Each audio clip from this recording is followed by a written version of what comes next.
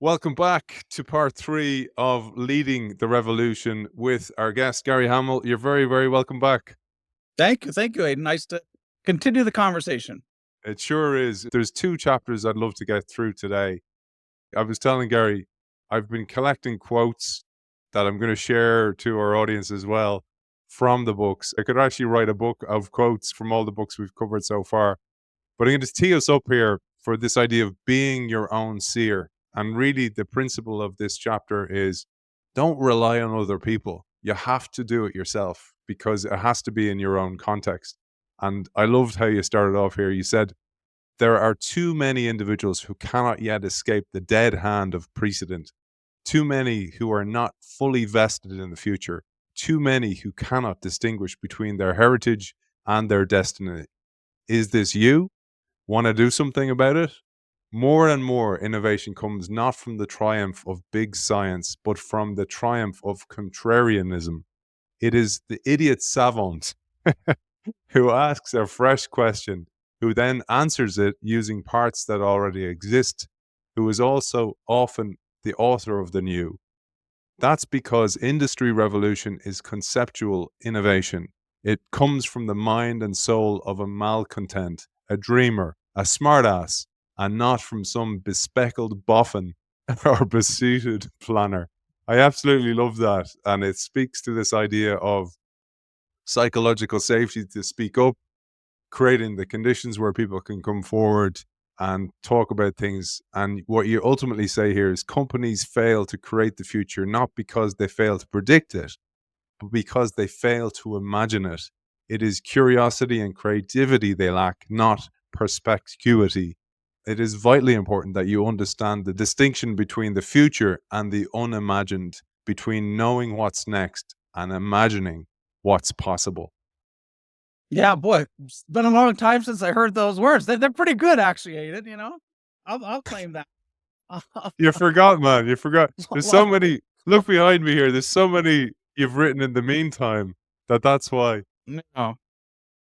Well, I do think there is a need for every individual and for every company to develop foresight. And as I say, foresight is not primarily about prediction. It is much more about imagination. I got very interested in this question when I was a young faculty member. One of the questions that really intrigued me is, well, where do all these new game-changing innovations come from? Like, once you see it, you go like, well, that's cool. That makes 100% sense. But like, where did it come from? And when you go back, and I spent a lot of time talking to a lot of entrepreneurs, many, many years ago, it was a different kind of population than we have today. But what you discover is they weren't smarter than the rest of us. They didn't have any communication with the Almighty, but they had a different way of seeing.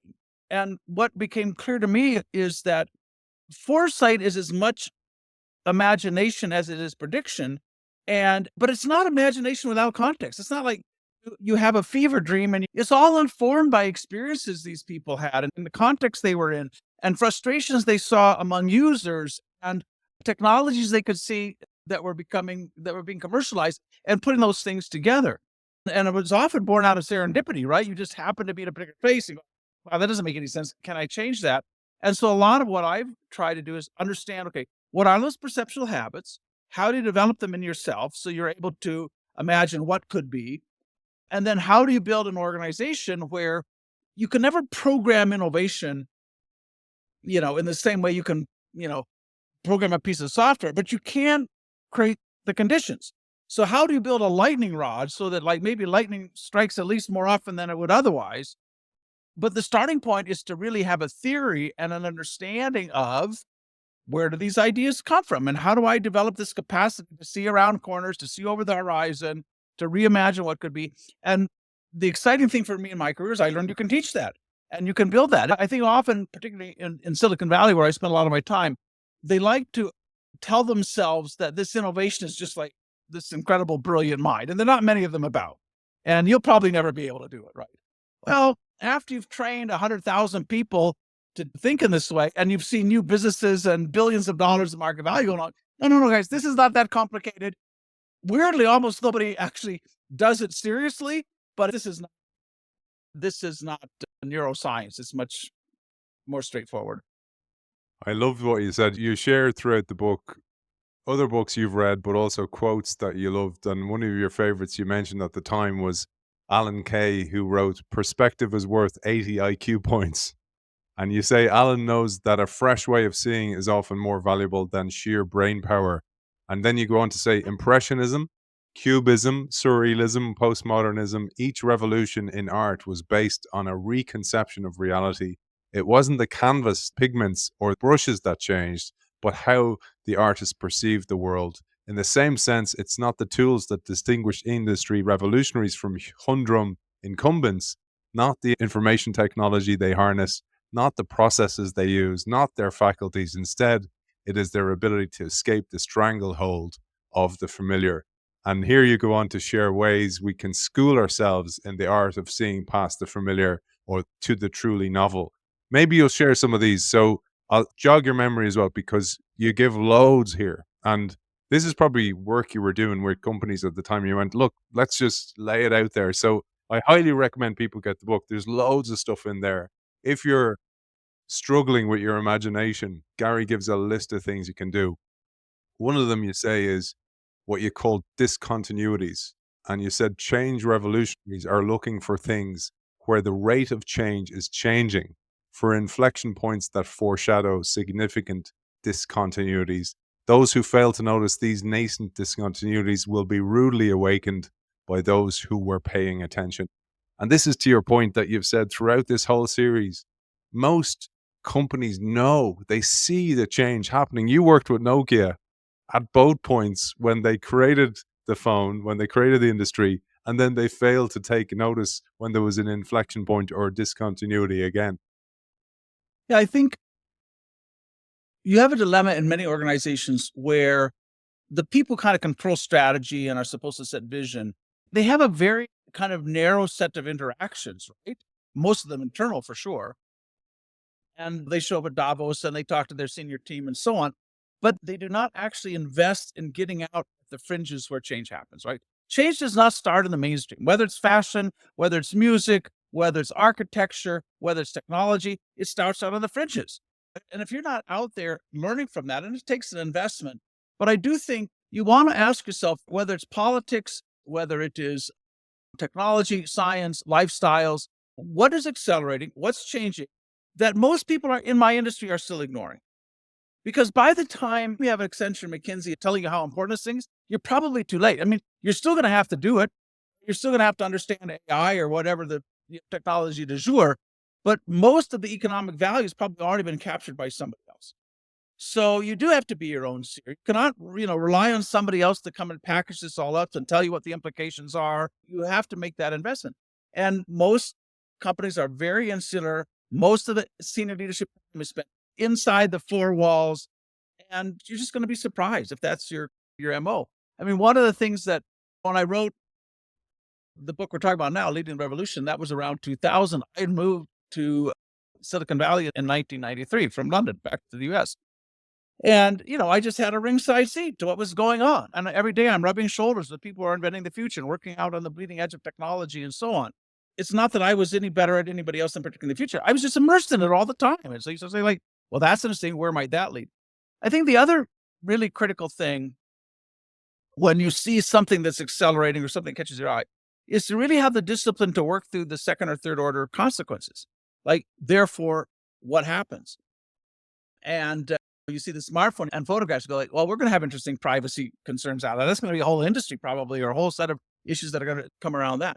Or you see early Napster and you go like, wow, okay, there's a way of immediate sharing now. So how do I think about where that goes in my industry? Peer-to-peer, user-generated content. How might that be monetized? How do I, so it's not simply noticing a trend, but it's having the discipline to work through the implications. If then, and like, okay, where does that lead and how might I harness it?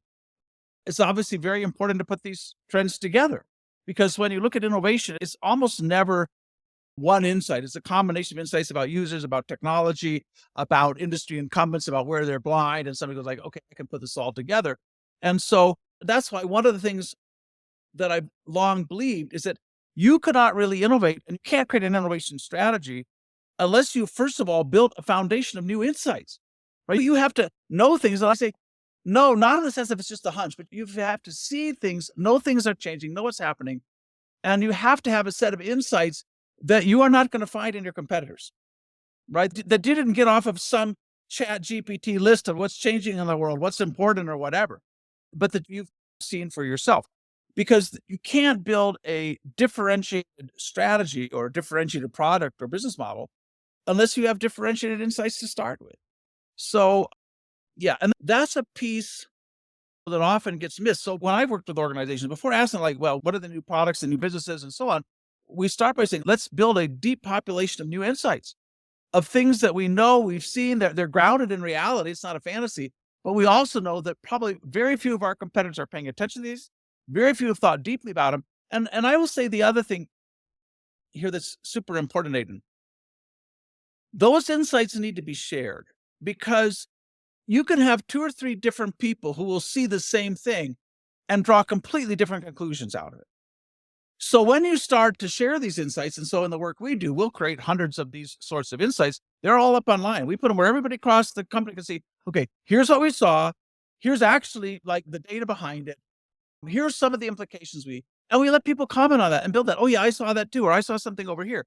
And so when you have multiple minds all mulling on the same population of insights, you get a huge explosion of ideas rather than hoping like it's just one person who has some kind of brain fart and sees it. So you have to have differentiated insights. They have to be shared across the organization because people are going to see different things out of that.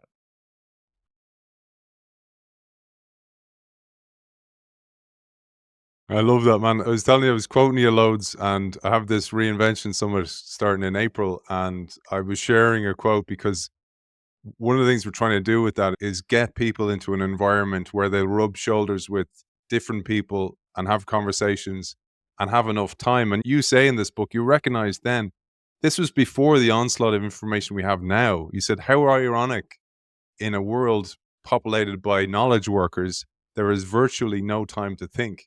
You may be able to manage the present in tiny splinters of time, but you certainly can't innovate if your attention has been smashed into minute sized shards. I thought that was so prophetic, but also that was the experience people were having then, and now it's way worse. Yeah. I think that one of the greatest personal advantages one can have in your career is just the discipline to reflect and to take time and to think. And what works against that is not just like only the inbox and all the things that are coming at you every day. What works against it is also the fact that all of our media now is so addictive, is all built around 30-second, 1-minute clips and so on. And it's like going off a crack or alcohol or something else to sit back and say, no, no, no, I'm going to clear my mind. I want to think through it. So yeah, in a world of fragmented attention, concentration is a competitive advantage, but it takes work to do that. Absolutely. And you don't get rewarded for it, is the other problem. You think about someone like Zhang Ruman, who you work with, the CEO and founder of Hire. And what I was struck by is he got all your books translated into Mandarin and loads of other thought leaders as well. And he actually read them. And then he Yeah. sought you out. And that intellectual humility is one of the reasons why Hire is such probably the one of the most valuables and will become one of the Yeah. most valuable companies in the world. I think that's a really important point because we have this bias for action instead of a bias for thinking plus a bias for action. Yeah, I think that's true. And also I think what distinguishes Zhang Rumen and not many other leaders I can think of, they understood that management is maybe humankind's most important social technology. Like how we bring people together, how we motivate them, how we coordinate across units, how we set goals, how we plan. And so he wanted to deeply understand what was the state of the art was there, but he also understood, like, if I want to build an amazing company, the state of the art is not good enough, right? I got to push the boundaries farther. And I think so many leaders, they just take that all for granted. And in other words, and we'll come to this later, but mm, when you talk about innovation, we tend to think products and services, but by far the most important innovation is in innovation in how we lead, manage, control, and so on. And that gets almost no attention at all in organizations. But yeah, I think now what I wrote all those years ago, is it still relevant? I think so. But of course, now you have things like Y Combinator, all of these incubators where they will help you probably understand the future. see opportunities and so on. But I think even there, they take people who already have an insight, who already have had an epiphany. And now, how do we help you build a business? And I think in an organization, the starting point has to be, how do I build that foundation of interesting, unconventional insights that will be the building blocks for genuine innovation? And it's just something that I think gets missed. I know of very few. In many organizations, you'll have a unit, for example, a company like Procter and Gamble have people go out and live in customers' homes and try to get insights on people's lives and their frustrations with their products and how they're cleaning their houses and so on. But my question is, like, how broadly do those insights get shared across the company? Right? Is that like just some people in product development, or everybody across the company has a chance? Number two is, okay, do you take those insights and do you also have literally in the same space where people see the insights about what technology is doing and new material science and so on? And do you have insights at the same place about what your competitors are doing and what their value proposition is and how they're positioned? We cut all these insights up and they're spread across different parts of the organization. So the average individual just does not have the grist for the mill. They just don't have enough in front of them because they like, wow, okay, there's a chance to do something very interesting there. I was telling you, I was just speaking to Eric von Hippel, and I mentioned you in that episode, but I was telling him I read this amazing study by Robert Sapolsky. And Robert Sapolsky, in his book, Why Zebras Don't Get Ulcers, it's about stress. But he was talking about the discovery of type A personalities. And there was a guy called Meyer and another cardiologist called Meyer and another one called Rosenman. And they discovered type A personalities. But what happened was, an upholsterer came into their office. So they'd noticed that their seats were getting destroyed. And they just assumed this was the rate of change of these seats, that people were destroying them. But the upholsterer comes in and goes, man, what the hell are you doing to your patients in here? Because they were all scratched and worn. And they discovered that it was their type A personalities who were so eager to get in and out of the clinics that they were scratching the seats because they were so nervous. And Mhm. Sapolsky had this brilliant line I thought of when I was reading this chapter. He said that if you want to know if the elephant in the zoo is sick, don't ask the vet, ask the cage cleaner. Mhm. And I was thinking about how it's the same as asking a consultant versus asking the people out in the field. And it segues beautifully to what you said. You have to search out underappreciated trends. You said there is no proprietary data about the future. Whatever you can know about what's changing in the world, so can anyone else. So you've got to look where others are not looking. But the good news is that people in an industry are blind in the same way. They are all paying attention to the same things and not paying attention to the same things.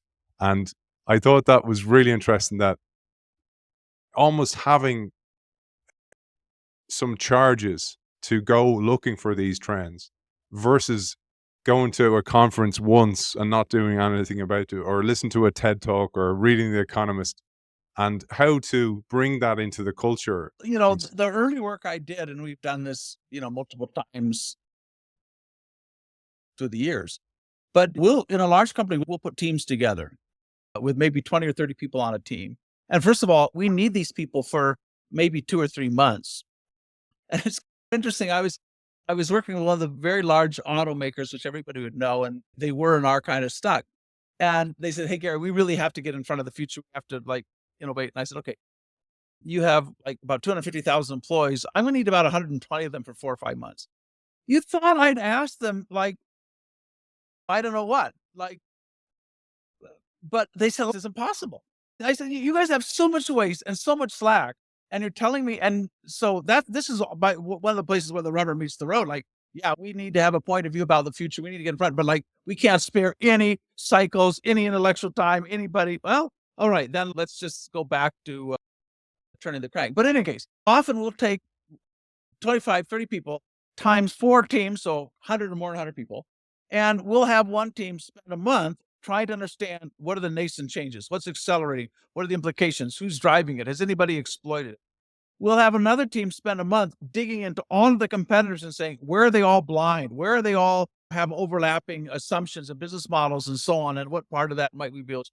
We'll have another group reconceiving their own organization and thinking about it not as a portfolio of products and services, but what are the deep skills and technologies that we have? I think right now about Apple. Apple probably has a wider range of technologies than almost any company in the world. And yet all of it is focused on this little thing called the iPhone, right? Or maybe a Mac. And you go like, guys, let's step back and think about what you know and where else can you exploit that, right? But you have this, and what's very interesting, Steve Jobs changed Apple's name from Apple Computer to Apple because he said, I don't think we're broader, but I think now they've gotten stuck. It's essentially the iPhone company, right? So this is a super critical thing to do, is to challenge the prevailing conception of who we are as a company, which is almost always defined in product terms, and say, no. Like, what are the deep things we know how to do? What are the skills? What are the competencies? We'll have a team kind of digging and drilling down through that. And how much of those things are really unique and world-class? And then we'll have another team that is interacting with customers and out in the field and understanding what are the frustrations, the anxieties, the unspoken needs. And each of those teams is going to bring back hundreds of insights. And then we share those, and I'll go deep in the process if people are interested. But I do think that is just a critically missed step. And every time we've done it, there are whole new business created and a lot of market value gets created. But we talked about taking the time as an individual, but setting aside the time as an organization to explore those fringes and to bring those insights together. Hire is very good at this now. They use a lot of technology to do that. All of those things are shared internally and externally because they want their potential partners to look at, hey, here's what we're learning. Do you see an opportunity here we're missing? They're not proprietary about that. And then come help us build it. But yeah, it's the investment in the foundations of innovation. It just doesn't happen in most organizations, or it's very sporadic or very fragmented. Most innovation is actually innovation theater. It's not real to that point. I went right back to Joe Bauer, who was Clay Christensen's thesis advisor. I'm doing a series with him, Gary, after when we're Oh, finished. very good. Say hello Yeah. to him for me. Yeah, he's He was awesome. very influential in my own work. Oh, So wow. I didn't know that. yeah. Brilliant. Well, I'll let him know, and maybe we'll have you on that series as well, because he's a load of guests on that series. It's kind of like This Is Your Life, one of those episodes. But the resource allocation process that he talks about, to your point, people won't allocate the human resource to that because it's seen as putting a pause on the company, or we're not measured for that yet, or what will Wall Street think? Instead of actually going, okay, well, let's have maybe lower managers. We'll give them a responsibility now to run the company now that it's running, and we'll focus on the future. And how do you bring that into companies? How do you bring in that real step change to go, we're running this thing differently from now on? Well, I think in my experience, there's a couple of things that have to happen. Number one, the company has to be pretty dissatisfied with where they are. They have to understand, like, hey, we've missed some big opportunities. We're not growing. The top line doesn't look very good. Our margins under pressure. So you have to have a business imperative to do this. I think the other thing, it just requires a lot of humility. When we did some of this work for a big sportswear company, the CEO kind of put out a video blog and said, guys, we're not growing as fast.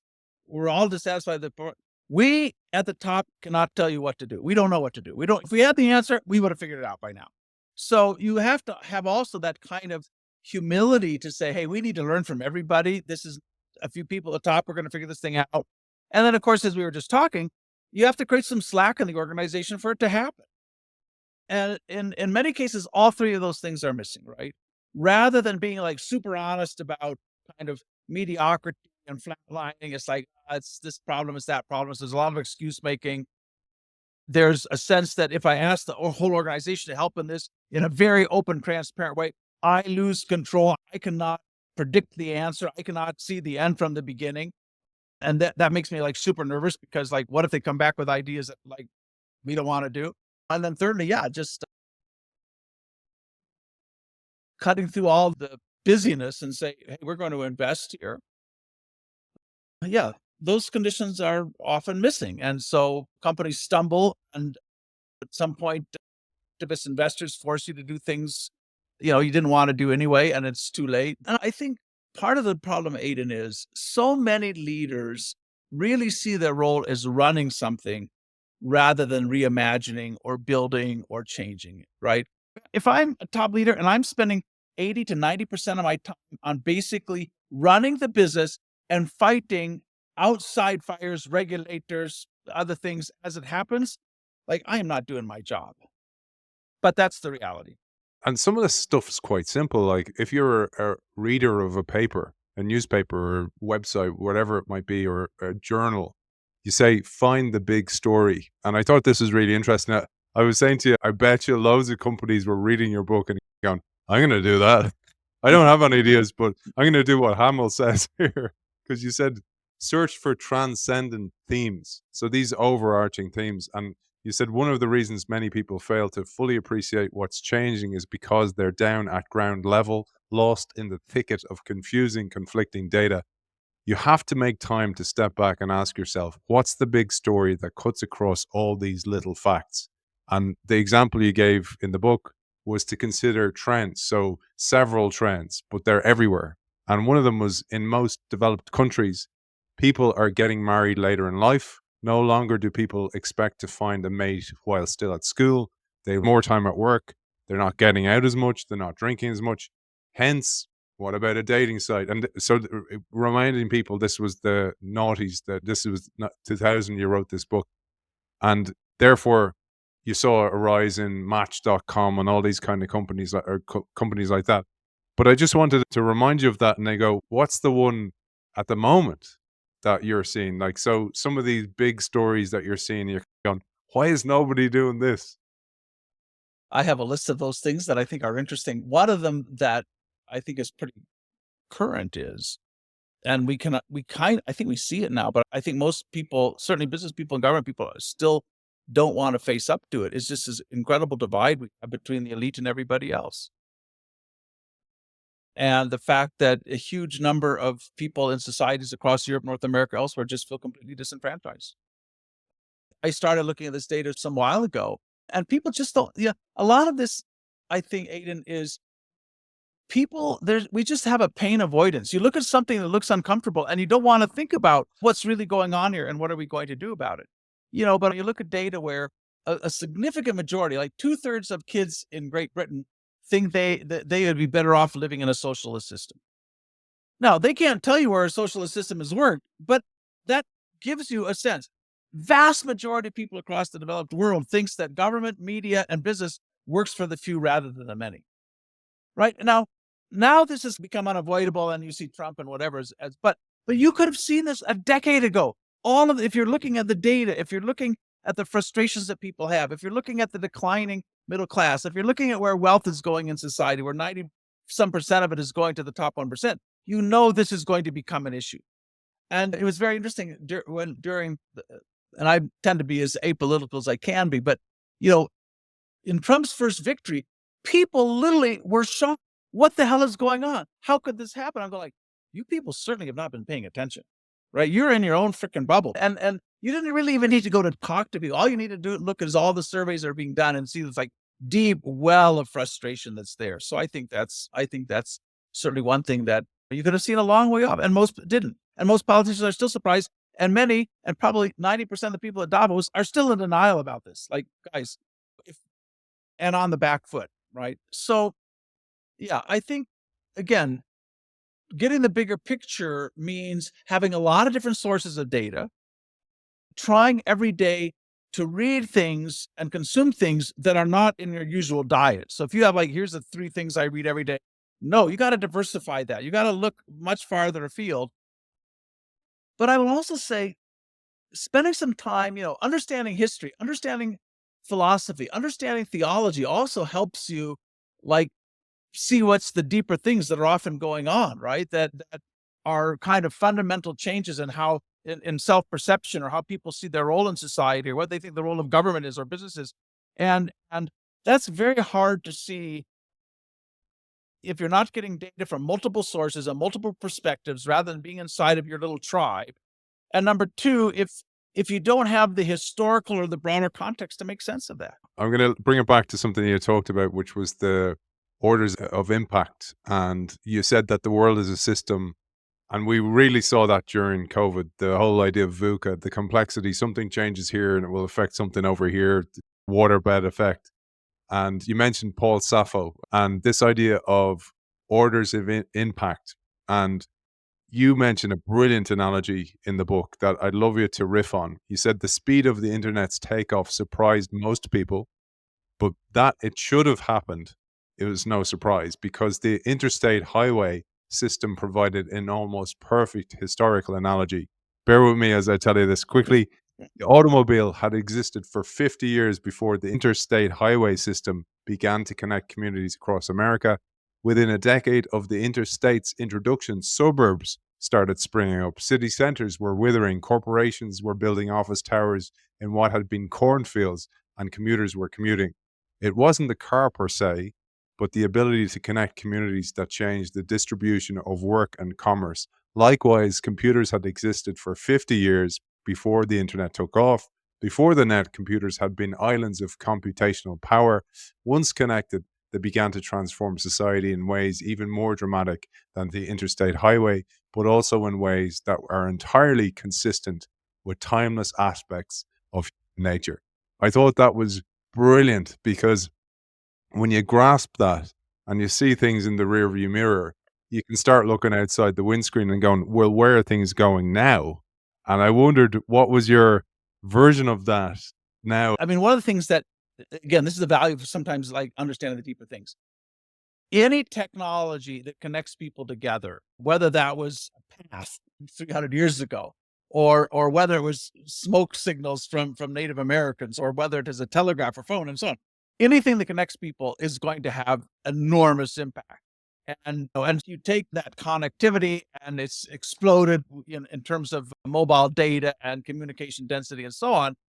Social media was inevitable. You could tell. I mean, you go back to the earliest things where people were starting to be on online forums and you could rate each other's comments.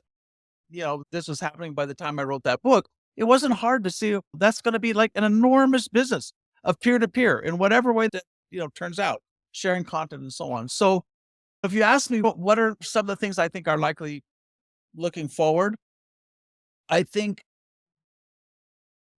many, many customers today are deeply, deeply frustrated. Because I think companies in many ways have used technology to degrade the customer experience. It's harder to talk to a human being. You're forced through apps that are often very poorly designed, not easy to use. So I think if I'm a business, I'm saying in every industry, there's a deep, deep well of customer frustration that we're not even paying attention to. And because we're all focused on like, we can save a little bit here and there. So that's one thing that's like, I think somebody could think about, because one of the other really broad themes that I think has been true for now 20 years, at least in terms of the newcomers, is basically reinventing every industry from the customer backwards. Right. And thinking, okay, like what's the core function we're trying to do? How do we deliver this in a much more seamless, interesting way? Uber would be an example of that. Airbnb would be an example of that. Kindle and Amazon would be an example. But there are many industries where that still really hasn't happened. So I think that's, deep, deep well of frustration as technology has been used often to push customers away rather than to bring them closer. So I think that's like kind of an enormous opportunity. I think another thing I see happening is just the way we build knowledge and consume knowledge is going to change fundamentally. It's partly thanks to ChatGPT, but partly because universities have fundamentally failed young people. They're not teaching them what they need to do. They're become kind of indoctrination centers and nice retreats to spend a few years. And kids are desperate to know, what are the skills I need to make a difference? How do I build my portfolio of interesting projects? I think there's an enormous opportunity for entirely new educational models to emerge. It's not just going to be take an online course, but things that are much more thoughtful than that are really focused on building skills that are measurable, that are quantifiable, where you leave not with kind of a degree, but you leave with a set of certificates that you've mastered these things. And so that, if you just look at the sorry state of education, you look at kids who are desperate to make an impact, the fact that 2/3 of kids who come out of university don't work in the field of their degree, like there has to be just like a freaking huge opportunity in there somewhere, right? So yeah, you look at any of these things and that's the beauty. Once you teach yourself to walk through the world and say, okay, what does everybody believe here? This kind of nonsense. Where's the deep wells of frustration that nobody's addressing, that nobody's ignoring? What are the technologies that we're using to do this, but could actually be used to do this? Like, the world is just filled with opportunities. There's a dozen different companies I would have liked to start. Here, I'll give one idea away for free. Maybe somebody's done this by now.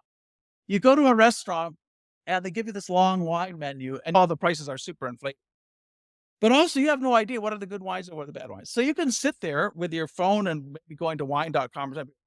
I just want to snap a photo with my phone, use character recognition. Then I wanted to go to a database, find the wines, take the prices and tell me what are the best, what's the best ratio of quality wine to price.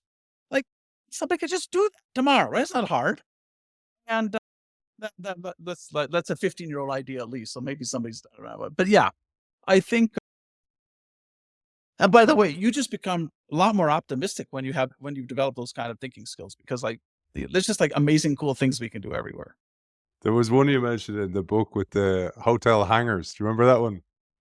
Oh, yeah. I mean, that's the other point, is that, these industry orthodoxies come in all different sizes, which is why, I need people on the front lines thinking about this, not just, yeah. But that little example used there was, obviously you can challenge the big orthodoxy that hospitality means I own a physical building with rooms that are all alike and whatever, versus Airbnb or something else. But then you think about the customer experience where you go in even to like maybe a 4-star hotel and the hangars are all like secured in the closet, like they're locked down. And you go like, man, so they really don't trust me, do they? Like, they have my credit card information, but they don't trust me with a hanger that's worth £4 or $4 or something. So, put a sign behind the door, say hanger's $5, and like do an inventory the same way you do a mini bar and make it a profit center, right? Again, those things are just like everywhere, but we all start to blind and we mistake the edge of the rut for the horizon. But when you train people like, okay, what are we doing every day that just doesn't make sense, that frustrates customers, that doesn't create economic value, those things will very quickly come to the surface. And the one I thought is like, sometimes you as a customer, like I'm one of those people who'll say it to the people. I go, what would be really useful? And you can see their eyes glaze over and they're just going, when will this guy be out of my face? And you just go, why would I bother? But if you had somewhere to capture that, it would be so good. Well, there's a whole business there, Aiden, because you're absolutely right. You have people like you, like me, like everybody listening, who every day, you have a customer experience like, hey, there's a simple fix here. You could do this like better. And there's literally no place to go. Your choice is you talk to an employee in that moment who has no way of sharing that, who is completely disempowered, can't change it, is just helpless, feels bad for you, but can't do crap about it. Or you go to some online complaint thing or whatever that disappears, whatever. Of course, which is why people today who are really pissed off, you put it on social media, and then maybe somebody's going to like pay attention. If you have a few thousand followers, you might get a response. But you start to, there was I don't know if they still do this. There was a US consumer electronics retailer called Best Buy that had something called Voice of the Customer through the Employee, Voce, Best Buy. And it was really simple.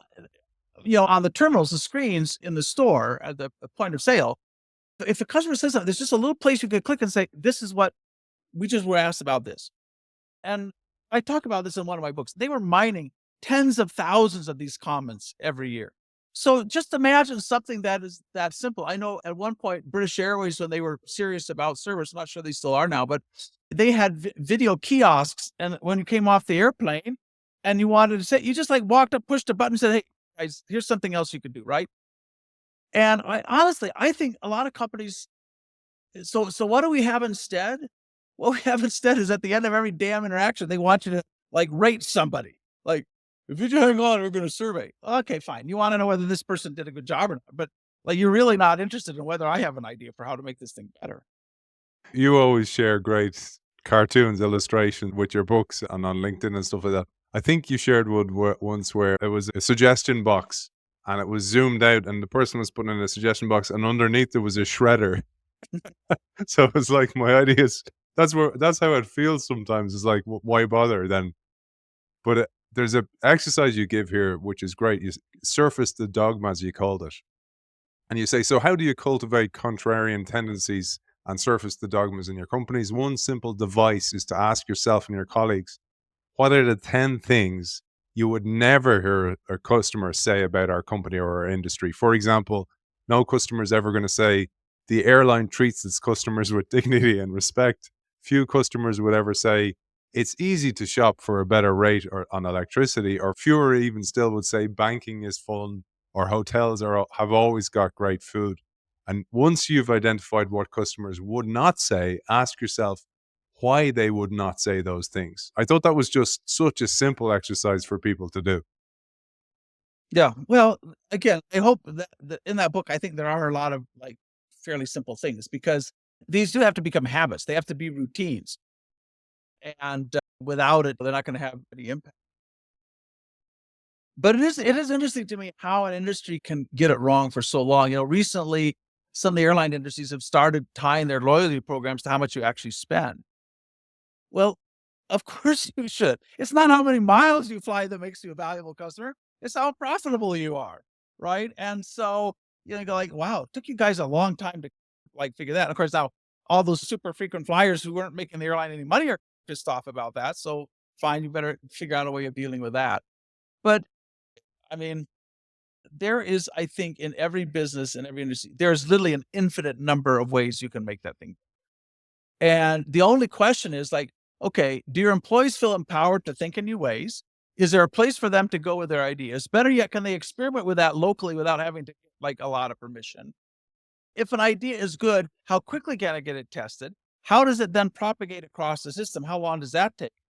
And you just start to, these are very, very simple ideas. How many ideas of what quality? How quickly are they tested? How efficiently are they tested? How quickly do they get shared across the system? And those things together absolutely drive the rate at which any business can get better. And yet, if you take every one of those elements, are employees actually listening every day? Do they have a place to go with those ideas? Do we actually then turn those into experiments? It's like, no, no, no, no. So, yeah, sometimes it's been frustrating. But You know, it's, man, I it's tell you, it's why I'm so happy to share the book because not much has changed. And that yeah, Mark Twain quote, "History doesn't repeat, but it rhymes." That the names have changed of the companies, the industries, etc., but the challenges just creep back in, and it's almost like a cycle of the companies that listened at the start were either entrepreneurial or they were entrepreneurs who read your book, listened to it, took action. hmm But then they get to the top of their S curve and they stop doing it because they're so busy. And then the other guys come in. And it's I really want to stop that cycle. And I want those companies who are at the top of the curve to realize and to wake up and see it's not that you're broken, you're human, you're biased, you get blinded, you get stuck in the exploit phase and stop exploring. And there's a formula to fix this if you really want to. yeah. And I think, yeah, the really want to is certainly part of it. But what I had to recognize, and we've talked about this, it took me a long time, too long, is there was a reason so often these things were falling on deaf ears, right? It wasn't that the CEOs didn't care about this. It wasn't that they were willingly blind or whatever. But all of these employees caught in a system where these things are just not rewarded. I came across this wonderful, funny blog, bitter and funny and so on, by some young employee saying that their whole life now is spent navigating between a bunch of bullshit tools like Zoom and Truella and Notion and whatever. None of them are connected together. And we spend all of our days like entering data and filling these things out. And we're in a system that now 100% mistakes activity for achievement. And we're all just feeding these various, like, data hungry systems that are mostly designed so people above us can tell, like, and, we just fall into these traps and organizations that everybody there goes like, this is stupid, right? Like, or maybe not. Maybe a lot of them are just unthinking and they're just in the system. So it's a system level problem that has to be solved, right? There are organizations where, as I say, activity is mistaken for accomplishment, where you look at most of your customers as people inside the organization, not outside the organization, where there's very little upside for new ideas and for taking the risk to pioneer them. There's very little downside to killing an idea because nobody's ever going to come back and say, like, why the hell did you kill that? That was a promising idea. There's no accountability there. Most people have no idea what a P&L is. And so they're managing to bullshit KPIs and other things that are only tangentially related to actually having a good business outcome. Most frontline employees have not been given business skills. I mean, so this is a system, right? And that's why my book's changed and the focus has changes. Like, all right, guys, we got to step back and change the system. Having said that, if you make the investment in yourself and you make the investment in seeing into the future, and if you teach yourself how to be a contrarian and so on, you will still have a way bigger impact than you would otherwise. I mean, you may not be able to change the whole system, but despite everything I said, CEOs, leaders are still hungry for new ideas. They want people who will take the risk of doing something. I talked about in that book of how do you become an internal rebel. And even despite those things all around you, not letting those dissuade you or put you off or wait for the system to change, because that's a pretty hopeless situation to be in too. I think what we'll do, Gary, is we'll keep that for the next day if you're cool with that. We'll do the corporate rebels, give a couple of those examples, and the idea of to change the business model, you need to change the mental model, but also the political model behind it. We'll do a coverage of that. So I have some diagrams. A couple of last ones maybe to wrap this chapter. I thought we'd get through more, but I love the fact that you've built on these ideas and that also you're willing to share some of the experiences you've had in the field from working with clients. I think that's the unique thing. You're not only writing this, but you're an academic, you're a practitioner, you're a consultant, but you're out there with really successful companies, which really makes it interesting. But one of the things that you talked about in the early books, the competence-based competition, for example, was the idea that your capabilities or competences can actually be the competitive advantage. But you say in this book, you can distinguish form from function. And I think this is a really key term to share with our audiences. Any company can't distinguish between form and function will get caught inside an obsolete form factor. And you say one way of distinguishing function from form is to substitute a verb for a noun. Rich Kovacic, I'm butchering his name there, but at the time he was CEO of Wells Fargo, provides an example. Banking is essential, but banks are not. Banks are things, bricks and mortar. Banking is a function. And maybe you'd share an idea on that because that's a really great one for people to start thinking about their own business. Yeah, I think Clay Christensen had a different way of talking about this. I think he talked about jobs to be done, maybe it was a language he used. But I do think, yeah, you end up caught inside of a particular business model, a particular way of delivering a customer benefit, and you lose sight of, well, what's the real benefit? And are there other ways to do that? You look at now, banks have basically become an app, right? As many things have, right? So the function is still there. Newspapers have become an app, right? I mean, you still consume the news, but in a completely different way. Music, same kind of thing. We were talking a few minutes ago about education, right? Well, like, I think I want to be careful about saying universities are going to disappear. They're maybe almost the longest lived human institutions we have, right? Oxford, Cambridge, and these places go back. Having said that, and so they'll still exist in some form. But I think if you look at how education is delivered more generally, yeah, the university is just a particular form, a way of delivering knowledge, human expertise, capability, even research. And if you're wedded to that, you lose, right? Your commitment has to be not to a particular business model or structure. The commitment has to be, we're trying to make a difference in people's lives. We're trying to do something like amazing. And we're going to find the best, most efficient, most amazing tools to do that. And the moment you lose sight of that and you become hostage to a particular form factor or delivery channel or whatever, you've opened the door for somebody else to take the future. Brilliant, man. I have one last quote, and I'd love you to riff on this one. This was kind of like what you said about Steve Jobs changing from Apple computer to Apple, the power of language and the power of labeling something and how we get stuck in that. You said that in most companies, there is no distinction between a conversation about radical new possibilities and a conversation about how to eke out another percentage point of gross margin. The same standards of analytical rigor are applied to both, whether the subject is the return on a new piece of production machinery or the chance to create an entirely new market. Strategy conversations at GE Capital at the time were labeled dreaming sessions, questions about internal rate of return and EVA are disallowed. No one mistakes them then for budgeting meetings. I thought that was a really important point.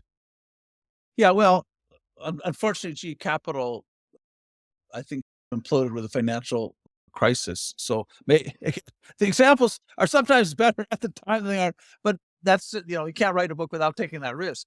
But isn't that the But point, though, Gary? I mean, I think that's a really important point, and something that somebody could be critical and go, "Hey, that didn't work." But that's the point, that no, these the point, people. yeah, and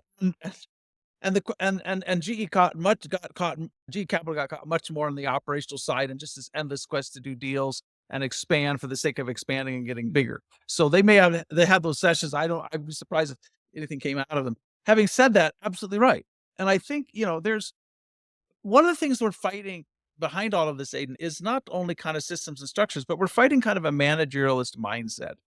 And if you look at the kinds of people who move up in our organizations, analysts, program managers, administrators, finance people, and so on, and for them, pragmatism always has the veto on any idea. And so the quickest way you can kill, and particularly as we were saying there, when you can't distinguish between a highly operational thing where you should expect to have a lot of data, you should expect a high degree of certainty, you're right to demand it. If you walk into every conversation with that mindset, like I'm here to pull your idea apart, to pressure test it, to find the weak point, and so on, you will never do anything that's truly new, because the things that are new by definition cannot be evaluated using those criteria. There's not enough evidence. There's not enough data. There's not enough history. There's too much that's unknown. And I've seen this happen again and again as I've watched young teams that get excited. We help them to get excited about some new idea. They've done a lot of work and thought it through, and they come to present. And then you have some like gravelly voiced old timer say, well, of course we have to be realistic. And like, you destroy the idea, you destroy the spirit of those kids and like whatever. And, when you're thinking about the future, being realistic is a very different thing. Being realistic means, are we seeing the world in the right way? Like, we could be very clear. Do we have the right assumptions? Are people really frustrated? Is this technology really evolving at the rate we think it is? So it's not that you're fact free and that you're just riffing it. You can say, what do we believe here? Is it credible to believe it? But you can't ask, how much money is this going to make? I'm trying to think of the company. I think it was W.O. Gore. They pioneered the long-term innovator in material science, but they had a simple model called real win worth. It's probably in one of my books. And so if you have a new idea, I'll give you a really practical little case study. Gore, they make Gore-Tex, right? Which is an amazing performance fabric. It's in all kinds of things, and they get paid a lot of money for it. Somebody at Gore said, could we put this in shoes? Because a lot of people are running outside in inclement weather. And it had never been done before. And there are a lot of technical challenges in making Gore, that fabric, flexible enough to stand up and not lose its properties as you're flexing in a shoe. They spent years doing this. And it wasn't a big team, but nobody said stop, because the first question they'd ask the Gore, is there a real opportunity? You go like, okay, there are a lot of people live in inclement areas and they want to exercise. Okay, yeah, that's big. Okay, like keep going, right? That wasn't so hard to figure out, right? But it wasn't that it was a fantasy, like, here's the data, here's the number of people, here's how much it rains in Ireland, wherever. Yeah, let's do this. So that's the first question. Is it real? And you can go for a long time just with that alone. At some point, somebody's going to ask, can we win? Which means, okay, it's real, but do we have any right to play here? Do we have any competencies, any capabilities that, or is this somehow in our wheelhouse? But that's the secondary question. And of course, for Gore, the answer was yes. And then finally, somebody's going to say, worth. Okay, can we monetize this? Is there enough value here that people will pay us? We can cover our costs. We can make a margin. Is it really important? So often, I think in companies, when new ideas come up, all three of those questions get asked at the same time. Real win worth. And the last one is the killer, because if you can't say like right now, like, yeah, it's going to be worth X. Yeah, we can. And so that's why I think companies so often miss the future, because in fact, it's very interesting. We've done this a lot in our research and our consulting. Very interesting question to ask in an organization, companies. What are the opportunities that we missed where we could have played, where we had enough capability, expertise, we could have played, but we're not there? And then you want to go back and do some real diagnosis and say, did we never see it? And often people did see it. All right. Did we under-resource it? Yeah. Did we kill it prematurely? Yeah. Did the team behind it get frustrated and leave or get reassigned? Yeah. So you cannot take that highly pragmatic, hardcore data-driven mentality and apply it to every question or every opportunity. And yet that is the managerialist mindset and the inclination to do that. And by the way, you get a little buzz of feeling superior and feeling good when you pull somebody else's idea down. That's often the unfortunate truth as well. And like, yeah, I told you it was like a dumb idea. The audience experience that all the time, but those of you who are CEOs, take heed of that. And we all tend to do it. We see things through our own perspective. To Gary's point, you'll see the same thing, you'll see it totally different. Let the organization see it. Gary, it's always a great pleasure. I thought we'd get 2 chapters done today. I'm glad we didn't, because I really want to go into the next chapter, which is corporate rebels. There's some great heroes, corporate rebels in that chapter. But more, I want to talk about the kind of structures of navigating political hierarchies, because that's a huge challenge when it comes to status. And to the point you just said there about trying to get around those people who will condemn your idea early. For people who want to find you, Gary, where's the best place for them to reach out? GaryHamel.com, email Gary@GaryHamel.com, Prof. Hamel on X, and you'll find me on LinkedIn as well. Brilliant. And don't forget, all those books are available that adorn the shelves behind me there. We were covering Leading the Revolution. Author of Leading Revolution, Gary Hamel. Thank you for joining us. Thank you very much. Thank you, Aiden.